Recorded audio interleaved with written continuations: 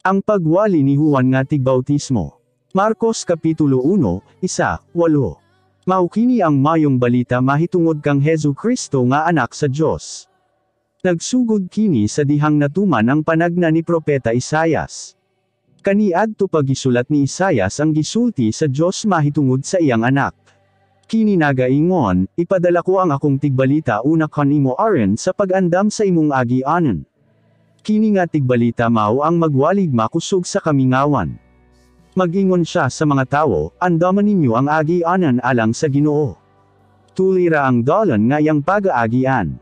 Natuman kini sa pag-abot ni Juan nga tigbautismo didto sa kamingawan.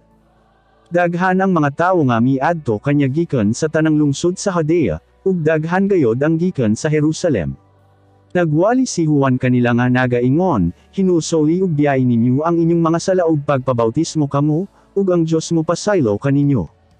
Gisugid nila ang ilang mga sala ug gibautismohan niya sila didto sa suba sa Jordan. Ang bisti ni Juan hinimo gikan sa balhibo sa kamelyo ug ang iyang bakos panit. Ang iyang pagkaon dulan ug dugos. Maukini ang iyang gisangyaw, may muabot sunod kanako nga mas gamhanan pa kay kanako ug dili gani ako takos nga maimong iyang sulugon. Nagingon pa gayud siya, ako nagabautismo kaninyo sa tubig, apan siya magabautismo kaninyo sa Espiritu Santo.